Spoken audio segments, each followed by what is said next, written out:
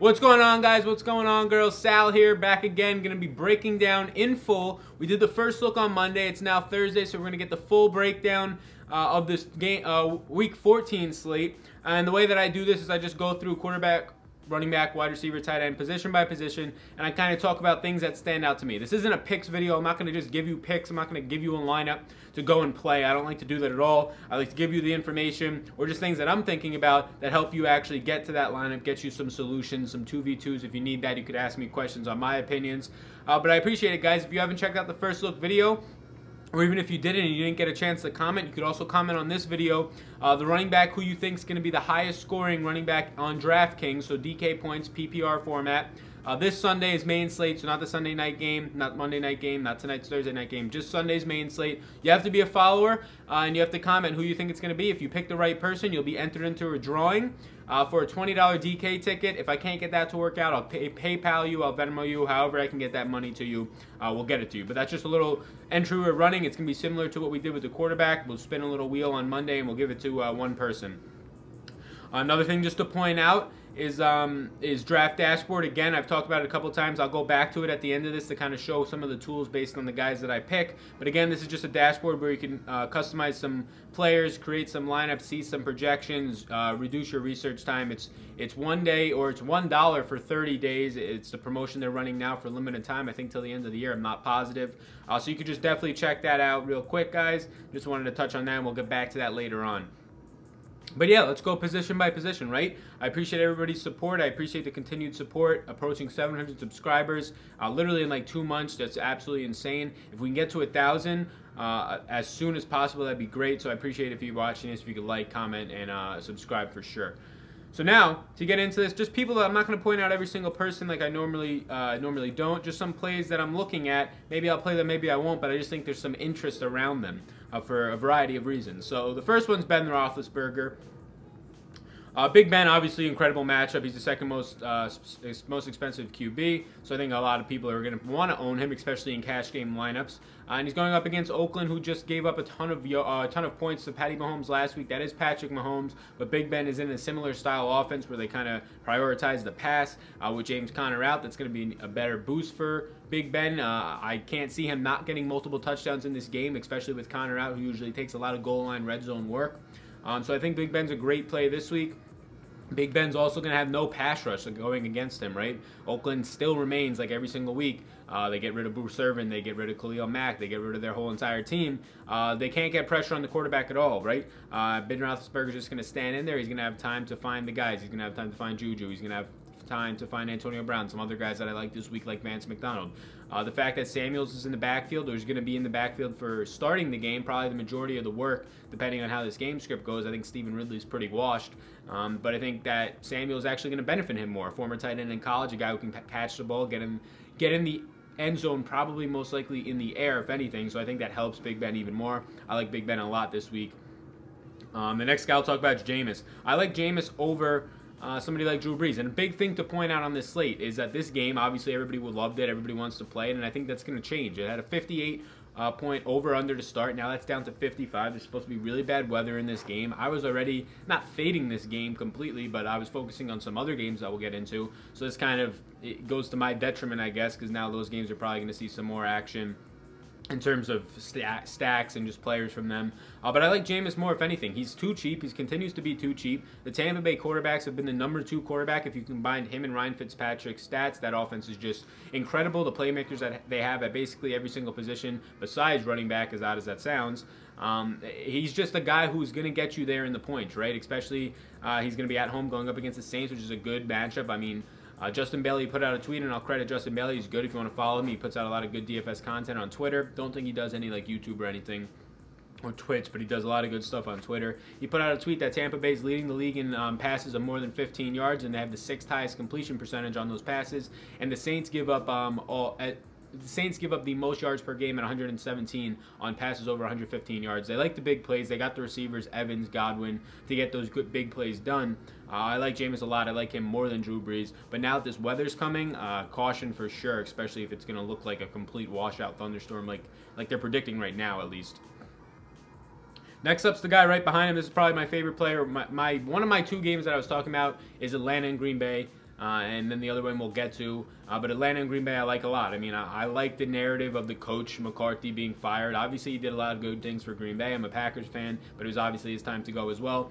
I can see pissed off Aaron Rodgers coming out this week. A lot of people just giving him some slack, saying he got his coach fired, or also just Aaron Rodgers like, okay, now I finally get to call the plays I want. I can be more active at the line of scrimmage. Joe Philbin came out and said he hasn't called plays in 20 years and that he's itching to get back in play calling. There's reports from multiple former players. James Jones on NFL Network said that Rodgers would sometimes go into the huddles at practice and find some really good plays that him and Joe Philbin liked. And then he would take those, and Joe Philbin would take those to McCarthy, and McCarthy wouldn't use them in the games. So I think Rodgers is going to get to use a lot of more plays now that he likes. They never use the middle of the field, which is just ridiculous. They never set men in motion. I think that's something we're going to see a lot more Aaron Jones as well, but I think that's actually going to benefit Aaron Rodgers in a game where he's going up against Atlanta, 23rd ranked defense. In terms of like passing yardage, but overall they're bottom 5. I think they're actually second worst, 31st in the league in an adjusted DVOA against the pass. So Aaron Rodgers is one of my favorite plays at 6K. He's too cheap at home as a favorite in a game where his coach just got fired. New offense for the better, I would imagine. Real quick, guys, I forgot to mention this, and I just got to the end of the video. But if you go to Draft Dashboard and you do that 30 days for $1, you'll get access to my watch players list. Which you can see here. You can watch players just like this. You can get a lot of other things out of this tool as well. It's a great tool. And then you can go to my watch players list, who we'll be discussing in this video throughout the rest of the video.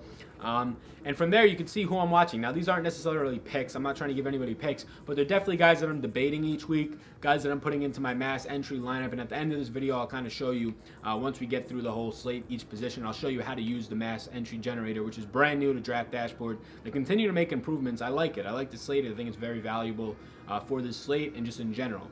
So thanks, guys. Let's get back to the rest of the video. Next up is just these two guys I'll quickly talk about, Luck and Watson, because this is the other game I want to target. I want to target Atlanta and the Packers, and it is in colder conditions, so that one's a little skeptical for me, but I love both offenses. The over in that game continues to go up. It opened at like 48.5. It's at 50 now. It's going to probably continue to go up.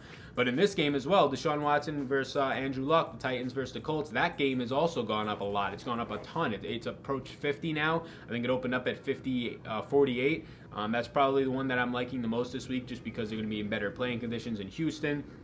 And I think it's a spot where Houston is a little overrated in terms that, yeah, their defense is good, I would say, but also they haven't played anybody. And Andrew Luck came in there, and they played them already once before, and it was, I think, went into overtime that game possibly.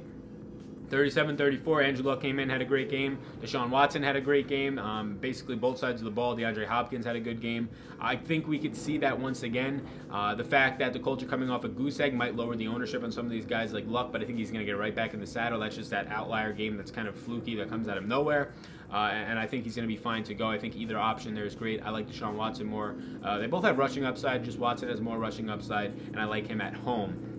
But I think either are going to be great. I like those two game stacks right there, which gets me to Matt Ryan. Like I said, I like that game stack, and I like Matt Ryan, again, coming off a dud, kind of like Andrew Luck, where his team didn't do anything. That was against the #1 pass defense in the league in Baltimore, right? Like, that's kind of to be expected, maybe not at home. Now he goes on the road against the Packers, which he's not like Drew Brees or Big Ben on the road, but he does have some road splits in his career that are, obviously when you play in a dome, you're going to be better there. So just something to keep an eye on. I do like Matt Ryan because he is cheaper, $400 though, than Aaron Rodgers, so it is easier to get up to Rodgers in that situation. But depending on where ownership is, I do like Matt Ryan. Also, the Packers, I mean, they've only given up like 192 yards per game or something like that at home to quarterbacks, but they've been facing just absolutely bun quarterbacks, right? They faced like Josh Allen at home.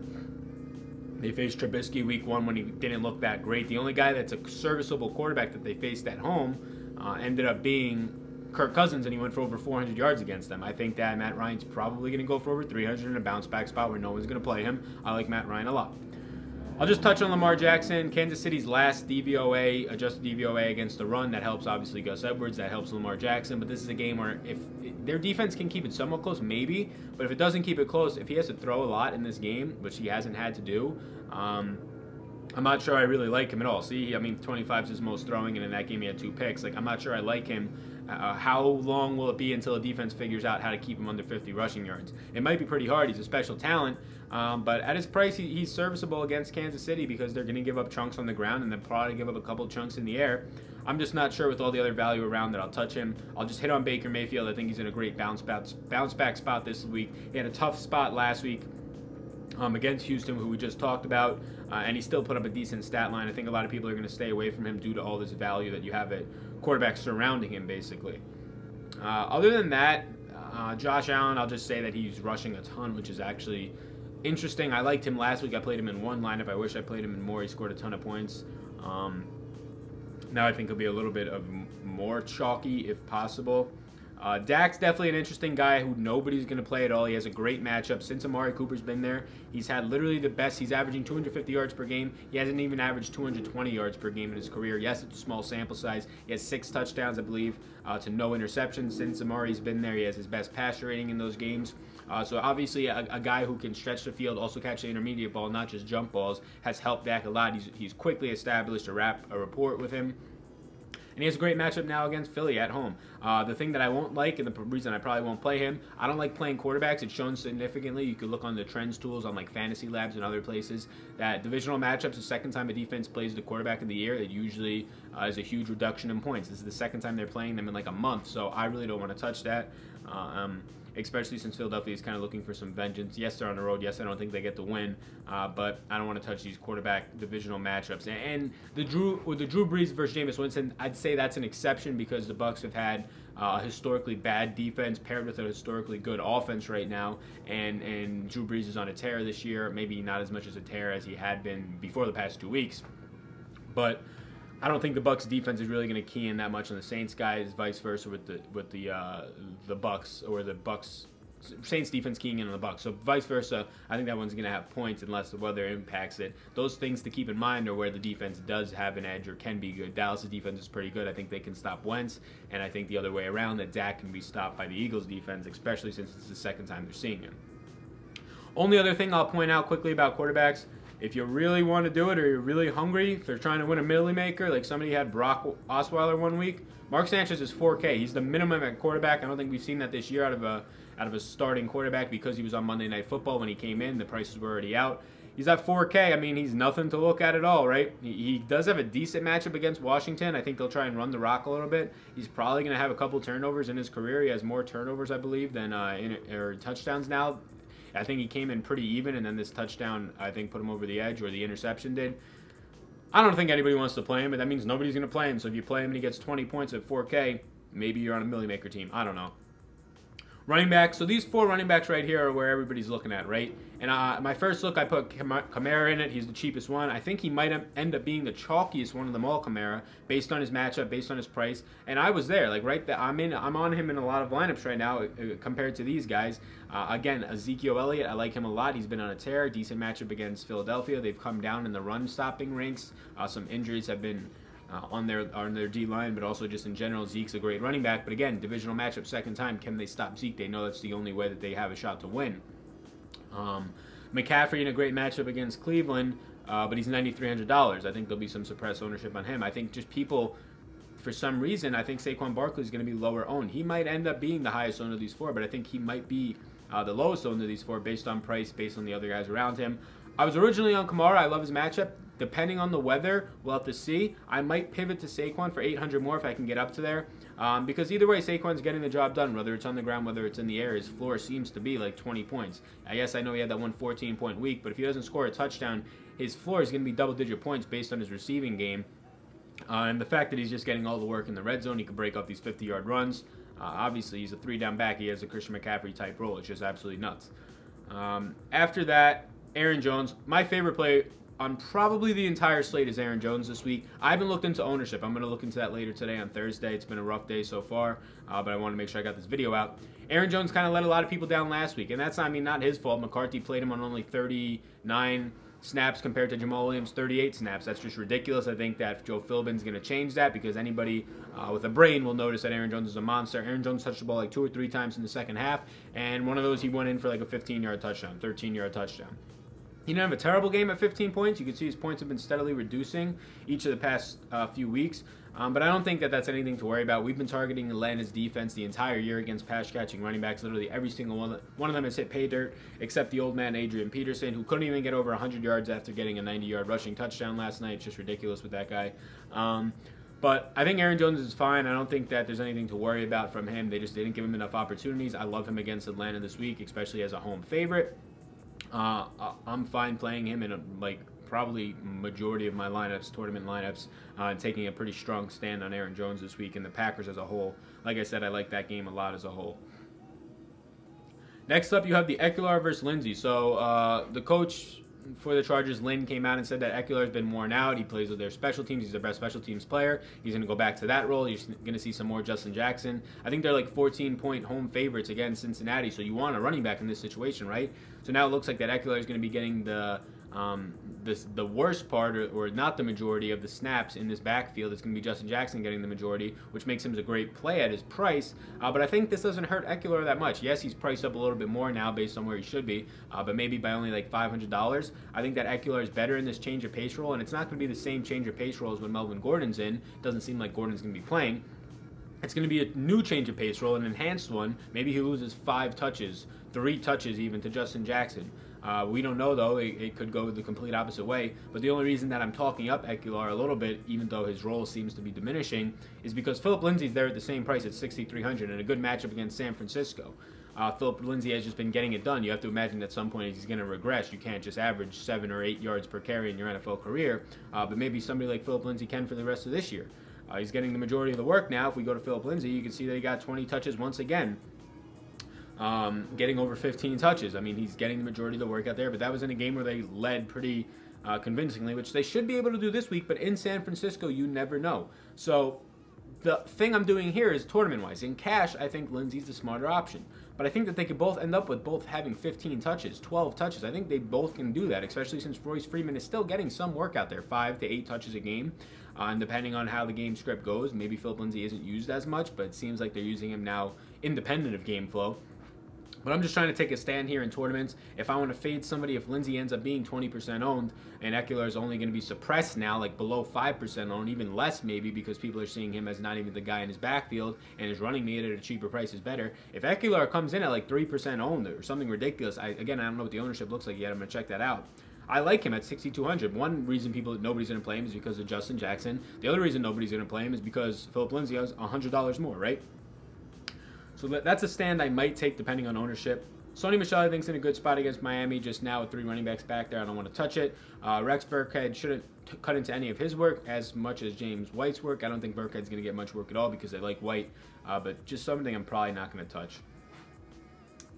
Next person I'll discuss is Lesean McCoy. Lesean McCoy's home and away splits are ridiculous. He gets over 6 more fantasy points at home than he does away in his career in Buffalo. And then when they're a home favorite, it's even more, right? So they're a home favorite at 3.5 points against the Jets. That's usually a spot where you bet against Buffalo. You bet on them when they're like home underdogs or barely like pick'ems at home because they're so great at home.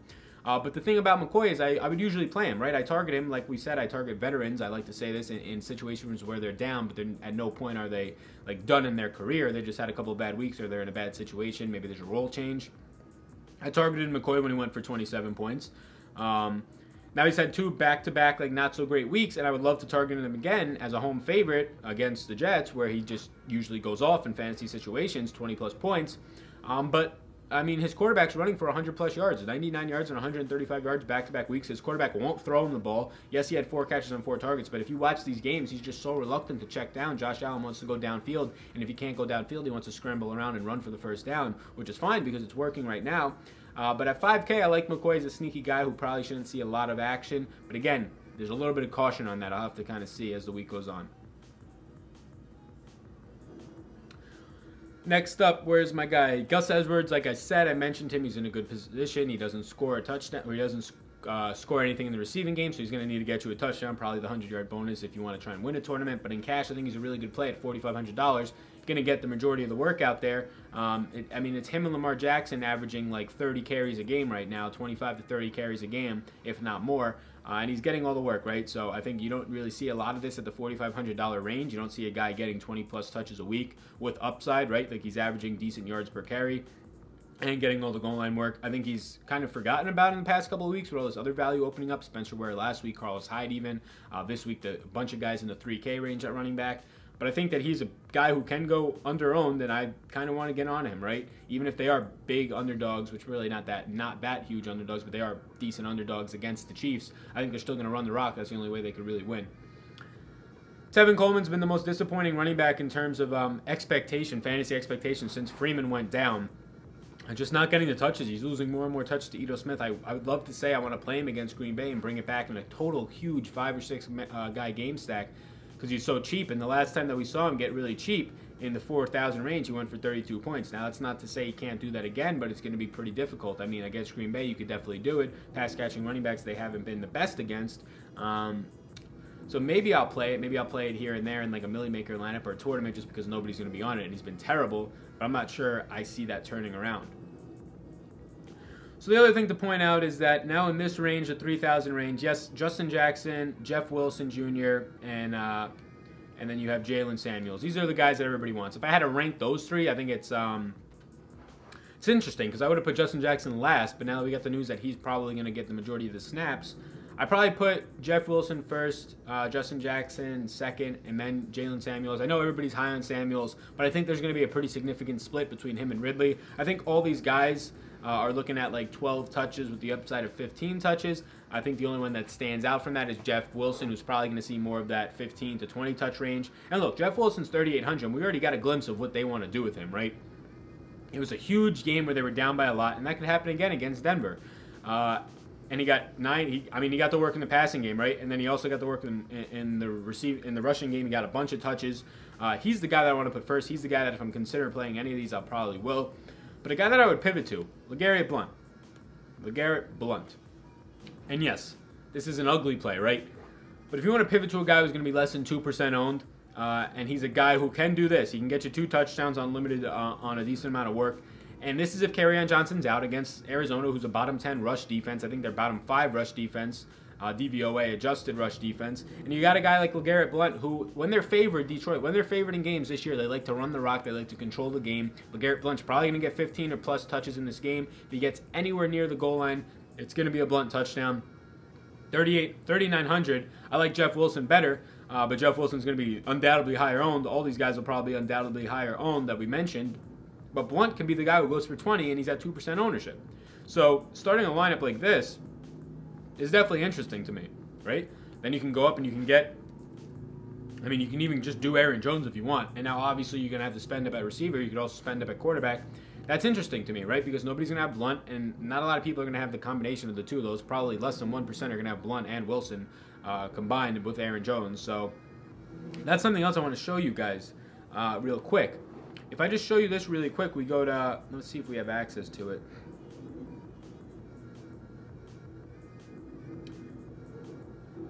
I want to go to Contest Dashboard. This is Fantasy Labs. The tool's great. So like last week, a lot of people, when you enter these big tournaments, you want to obviously differentiate your lineup. But if you did something last week like, I don't know, yes, so Spencer Ware, Christian McCaffrey, and then Todd Gurley. If you did something like that, only 3% of the field had him. 3.83%. So the chalkiest 2 running backs in the league with a guy who's been the most consistent and still chalky, right? Over 20% owned. Only 3% of the field has that. You want to do Christian McCaffrey, Gurley, and Phillip Lindsay. 0.46% of the field has it. Yes, it's an expensive thing, then you had to pay down in other places. But it's not hard to differentiate your lineup, right? You really a lot of times don't have to do much. It's just tough for anybody to really match your lineup. So I just want you guys to realize that this is a great tool. You can go to Fantasy Labs and you can use it. It's awesome. I use it all the time. But look, 205 lineups in the whole Millie Maker had that. That's pretty impressive. Those are the 3 guys that went off, and 2 of them are high owned, or all of them were high owned, right? Coming in like the top 7 owned, and only 200 guys had them all stacked together. So definitely keep that in mind. Yeah, so that's all I'll say on the running backs. I think the cheap guys are definitely worth playing. I don't think any of them are a lock like Spencer Ware was last week, though. And I think Blunt's a tricky or a sneaky kind of pivot. Getting into wide receivers quickly, there's not a ton that I could say here about wide receivers because I am focusing on running back a lot more this week. Paying up a wide receiver, though, is interesting to me in a couple spots. Number 1, Devontae Adams, great matchup like we already mentioned against Atlanta. He's the most consistent guy in the year, right? I think he's the most consistent wide receiver in the league this year. A lot of that has to do with Aaron Rodgers, but a lot of that has to do with he's just a stud wide receiver who's undervalued. Since 2016, leading the league in touchdowns, leading the league in red zone touchdowns, leading the league in red zone efficiency. He's just an absolute monster. He gets tons of targets. He tears apart any good cornerback. And now going up against Atlanta, no good quarterback, no good secondary. I think he'll have his way, especially with this new offense. I think if Rodgers has the ability to audible at the line more, he's going to audible to number 17 because that's who he trusts. If you watch any of these games, that's who he's going to in the most crucial moments in the red zone, or whether it's late in the game, 2-minute drives, that's who he goes to. Tyreek Hill, if you watch Adam Levitan or you listen to the podcast, he put out a tweet, in 6 of the 12 games, Tyreek's been under 15 points, which isn't absolutely that bad, like he said, because, I mean, Julio has been under in 4. I think Antonio Brown's been under in like 4, 5, whatever it's been. But Tyreek's just boom or bust. His price is down now against Baltimore, so he's an interesting guy who should see lower ownership.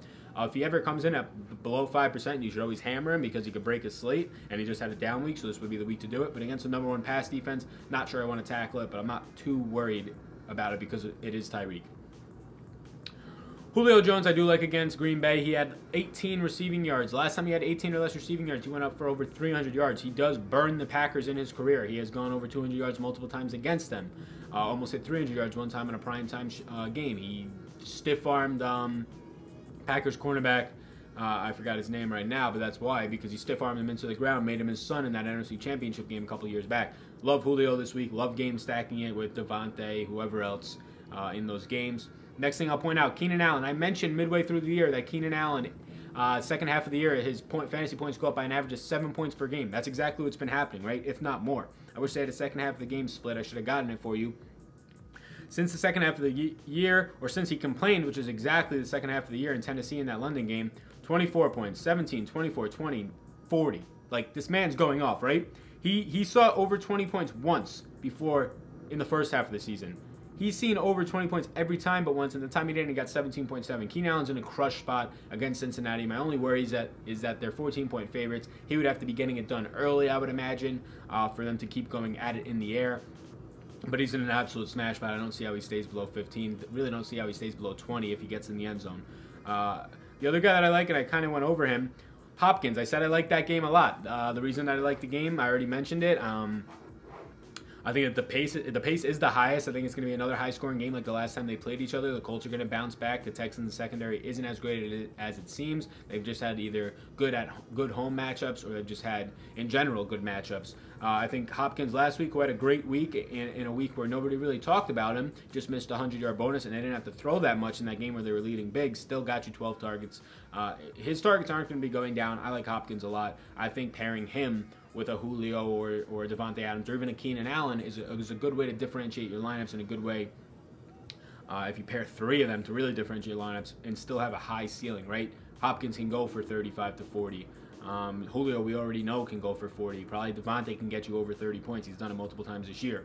So I like that a lot. Next up, and yeah, I know I'm skipping a lot of guys in this midsection who do have upside, but I am skipping them. T.Y. Hilton, same reason I like him, is the same reason I like Hopkins, right? Against Houston, he got it done unlimited things, right? 4, 6, and 115. I think he might have come out.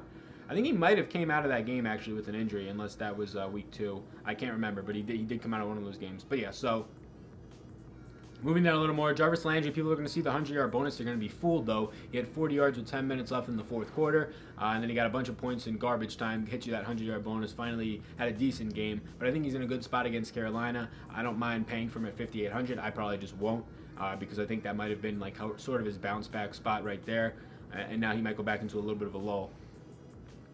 Deshaun Jackson didn't practice again. Also, a lot of receivers aren't practicing right now. T.Y.'s not practicing. Julio didn't practice. Julio said he's going to play, so monitor all that as of Thursday's practice reports. Chris Godwin, Deshaun Jackson didn't practice. Doesn't seem like he's going to play. Doesn't seem like he even wants to be on that team anymore. I think Godwin's an absolute stud, right? He started like 3 or 4 games in his NFL career, averaging right around 100 yards a game. Has a touchdown, I think, in 3 out of those 4 games.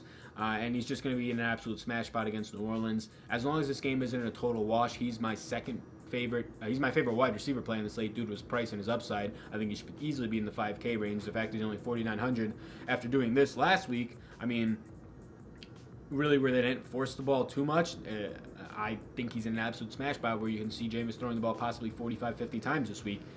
Just monitor that weather. Same thing for Humphries. If Jackson does play, I like Humphries a little bit more because they're probably going to take Godwin off the field. more, even though they shouldn't. What Godwin does is he helps out Jameis in a couple ways, and that also improves his stats, is that he can catch intermediate balls, short balls, deep balls. He can take the short balls long. I mean, Deshaun Jackson can do those, but Deshaun Jackson's more of a one-trick pony. He's not a big receiver. He's not a weapon in the red zone like Godwin is, and he's kind of just running straight down the field, so that kind of takes out an option for Jameis Winston's progressions. If the play isn't down the field or if Jackson's covered, then Jameis has to look around. Maybe he gets sacked. Maybe that's where he starts to throw interceptions. Godwin's a much better, right now, as a second-year player and a younger guy, much better in his progressions, just getting through his routes, I would say. Especially watching him here at Penn State, he was a thrill to watch. Next up is Larry Fitzgerald. I mean, you got to say something about him, right? He's not going to see Darius Slay. He's going to be in the slot. Whoever on the outside, Chad Williams, I don't even know who's still on that team out there in Arizona. Now Christian Kirk's hurt. Chad Williams, I think, was injured. Maybe he'll be back. He'll probably get Slay. The other Detroit cornerbacks past couple weeks has been a hot topic. They just suck, right? They're terrible.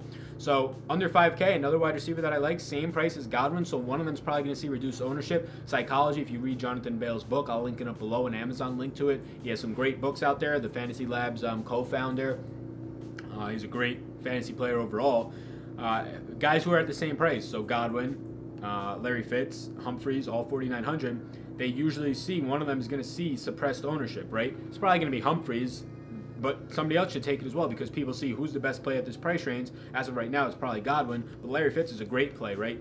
No Kirk out there. He's probably going to see, I can't see him seeing less than double-digit targets this week in a game where it's not going to be high scoring. It's a pretty ugly game, like a 40-point over-under. But if he gets 10 targets, he's usually getting a lot of the work near the red zone. I like Larry Fitz at his price as well. I like even pairing him with Godwin in this situation. And what else did I want to talk about down here? Sutton, Emmanuel Sanders, bad news. Sutton's a good play based on his price and his matchup as well against San Francisco, but when you break that down more, he's probably going to see a lot more Richard Sherman, so I'm going to stay away from him. A lot of people are going to want to play Sutton this week. I'm going to want to play Emmanuel Sanders fill-in. Sanders has been the more productive guy. Deshaun Hamilton out of Penn State, he should be starting in that spot. I just saw Adam Levinson do a little retweet of a beat writer, I think, that said that it's going to be Hamilton starting. Should see all the snaps, has the better matchup in the slot at the cornerback position, now doesn't have to face Richard Sherman. We know that Case Keenum likes to go to the slot. Is that because Sanders was there or just he likes to go there? I guess we'll find out. But Hamilton's a good wide receiver. He was a 4-year starter at Penn State. I think stayed for an extra year, has great hands, has the ability to make plays, and the big thing, he's $3,000. He's going to be a starter running all the snaps at $3,000, filling in for a guy who was having a career year in this offense. So I like Deshaun at 3K. I think there's just so much value on the slate. I mean, we already mentioned there's like 4 running backs below 4K that are playable, with Gus Edwards being at 4,500. There's a ton of wide receivers below 5K with Larry Fitz, the Denver guys, and the Tampa Bay guys, and not to mention you got guys like Curtis Samuel. There's tons of value. Like getting into tight end now, why wouldn't you pay up, right? Paying up all the way to Kelsey against Baltimore, risky, but Baltimore's not as good against tight ends as they are wide receivers and quarterbacks overall. Kelsey broke the slate last week. I only had 20% of him. Wish I had 40%. One of my biggest regrets of the week. He's broke the slate almost back-to-back weeks, or in terms of going over 30 points. He broke that showdown slate a little bit, had a great game, came on late in that one, but he just absolutely tore up Oakland. Oakland's terrible against the tight end. Don't know if I want to pay up all the way for Kelsey, but he's very cheap now, right? You saw a price reduction under 7K. Ertz absolutely tore up Dallas last time, but again, second game against the division, they know that he tore him up last time. They take that personal. This is a big game for Philadelphia. They're going to try and get Ertz going, but I think Dallas, that's going to be where they're keying in on stopping somebody. It's going to be Ertz. Ebron's the guy that I want to play, right? I already mentioned stacking this game. I don't even care if he's chalk. He's been chalk all year, and he's been producing. He's an absolute beast. He's getting all the targets. Luck loves him. He gets all the red zone work. 16 targets is nuts for a tight end, right? He's running all the routes out there. Doyle's done. There's not much else to say. In a game where they didn't even score a point, he got 10 targets, or 16 targets, 10 receptions. This week against Houston, a lot worse against the tight end. One of the worst teams against the tight end overall. I love him. He's probably the guy I'm going to go with, but there's still some other value on the slate. I mean, you got a guy like Austin Hooper who just always seems to get the job done, whatever it might be based on his prices. I mean, he did good last week, so if I wanted to stack this way, I'd probably go with Hooper since I also like stacking that game. And Njoku's a decent play. Vance Mcdonald going up against Oakland, who just got blown out by Kelsey. Now, Kelsey's obviously a monster compared to Vance Mcdonald, but McDonald's been serviceable. He's averaging 5 targets a game, and he's going up against the worst defense DVOA against the pass, or against receiving tight ends. So I don't think he's a terrible option at his price, but I'm more so inclined to pay up with all the value that we have on this slate. Pay up at wide receiver, maybe only pay up for one stud running back, and then go down at wide receiver as well. So get like one stud running back, one stud wide receiver, or maybe even two with a good tight end like Ebron. I think that's the way I'm going to try and attack this slate due to the value. But I'm also going to try and fade a lot of the value. Those running backs in that 3K range, I already mentioned. Yes, Jeff Wilson looks like a decent play, but he's also Jeff Wilson, so that can go miserably. I think Spencer Ware's another guy we didn't touch on. Spencer Ware's only, I think, 5,200 this week, and Spencer Ware is in. Nobody's going to play him this week. Yes, he's going up against Baltimore. Tough defense to go up against. I agree. Yes, he let a lot of people down last week. I agree. But he's still in the Chiefs offense that has is projected to score 30 points this week, projected to score 45 touchdowns this week. He can go for 20 points any single week. He's the running back in that Chiefs offense. I think he's going to be very low owned. I think the weeks that you play the guys that were supposed to go off last week, nothing really has changed about them. Nothing has changed about Spencer Ware besides his matchup. Play him this week. He's still going to get the same workload. I think he's definitely a sneaky play. Other than that, at tight end, I mean, I touched on Ian Thomas. I think going back to Matt LaCosse is sketchy, right? Because Matt LaCosse, a guy like Matt LaCosse, did nothing for you. But he ran 80% of the snaps out there. They didn't have to throw the ball a lot, like we mentioned. Only one target that he got. I don't think it's terrible to go back to him because, again, like last week, a lot of people are on him. Nothing's really changed for him. He's still going to run 80% of the snaps, and he probably increased targets. So I don't mind him this week at a low price and lower ownership than he was last week. Another guy to touch on, where's that guy that I want to talk about? CJ Uzomah. So since Driscoll's come in the game, Uzuma's had 14 targets. He had 8 in like a half with Driscoll, and then he had 6 this past game, and he converted on 5 of them. If he falls in the end zone, he's going to smash value. He's only $3,500. I like Uzomah as well. But again, I think this is the slate to pay up a tight end. I also think this could be the slate to do something like this. Right? This could be like this. Let's build like a really weird lineup. Already nobody's going to have like a lineup like this just to start. Wow. So Jeff Wilson just commented Jeffrey Wilson will be the highest scoring. If that's actual Jeff Wilson out there when you're watching this, that's nuts. But we'll see. We'll see. I just got that update. That's crazy. So, all right. So let's say you just build a quick lineup like this because I'm basically done. I'm not going to talk about defenses. There's not really anything I've even looked into. I like to pay down in most situations unless I see that there's a good value and I can afford it. So let's say we did something like this. Like already, I don't think there's going to be more than 50 people who own this lineup in a massive field entry due to double tight end, right? Even if a lot of people own Jones and Godwin. So again, let's just go down at tight end somewhere. We can go to Jeff Wilson, since Jeff Wilson just said that. Maybe that's a sign now. Maybe that's a sign that we have to play Jeff Wilson, because I was literally just talking about him, and then Jeff Wilson commented on my YouTube video. So if there's ever a sign in the world, that's it. And then, do you dare play San Francisco's defense at 2,200? No, probably not. But, I mean, let's just plug a defense in, right? Chiefs are going to be against Baltimore, against Lamar Jackson, probably going to be leading. I like the Chiefs right there. Now you get 6,400 to really do whatever you want here. So who can you stack with who? I mean, depending on the weather, I'm fine stacking Jameis like I did last week in a lot of lineups with Godwin. I had Godwin 100% owned last week. I lock buttoned him and basically Spencer Ware, and it kind of worked out for me. So now you have $6,600, and you can do whatever you want. I kind of want to go this route, though. Save a little bit here, so you get 62. And then I want to go with a whole Packers game stack. Running it back now on the other side with that, though, is tough. You can't fit Ridley, so that sucks. You can fit Sanu, but I don't want Sanu. So yeah, this is kind of tough. But what if we did like an Ertz?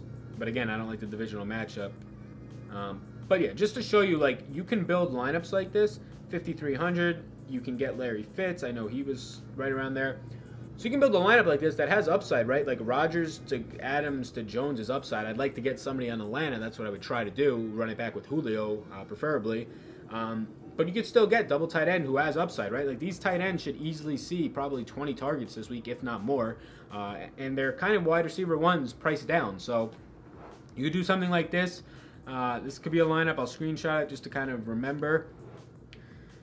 But yeah, I think there's a lot to do in this slate. I think double tight end is viable this week, especially since all the big guys they're priced up, yes, because they usually are, but they're not 7K, and you got a lot of value. Jeff Wilson, I don't know which one, if that was the actual one himself. If not, that might be a hint to kind of play him. He did have a great week last week, and we kind of know what we're going to get out of him. But that's it, guys. Just wanted to show you this, though, real quick. There's been an update to Draft Dashboard. So all those guys that I just listed, watch listed, I would say,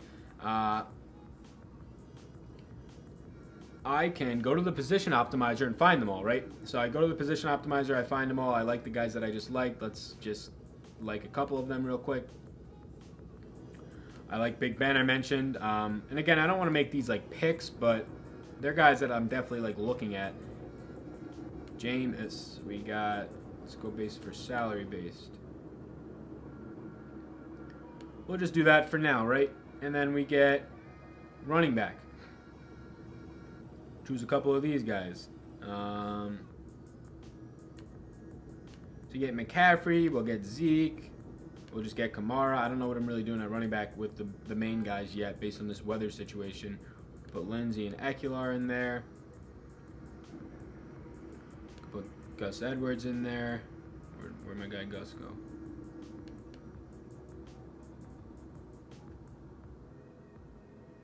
Where'd my guy Gus Edwards go? There he is. Nope. Spencer Ware will put in there as well. Lesean McCoy will put in there.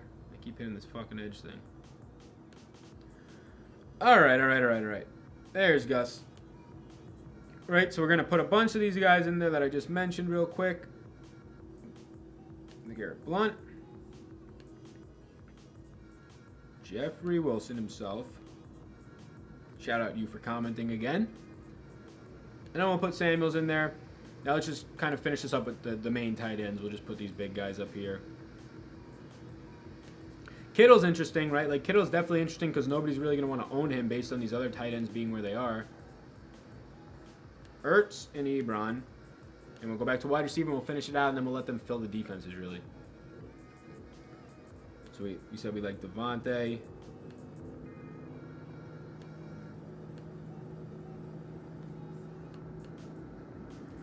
And again, this is Draft Dashboard, 30 days for $1. You can see the rankings here. You can see some of their stats. They have projections as well. Definitely a cool tool. I'm just going to kind of walk you through how you can generate some lineups real quick. I like Julio, I like Hopkins, and I like Keenan at these prices. T.Y., I like the matchup, and I like the position for them. Where else do I want to go here? Larry Fitz, I like that.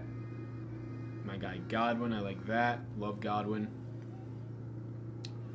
Sutton, I don't want to touch. I'd rather touch Deshaun Hamilton at 300. Oh, Randall Cobb. I want to talk about Randall Cobb. I think he's in a good spot. He owns... The offense changing is only going to help him, right? They were misutilizing him. I don't know why. He's getting healthier, and he owns Atlanta in his career.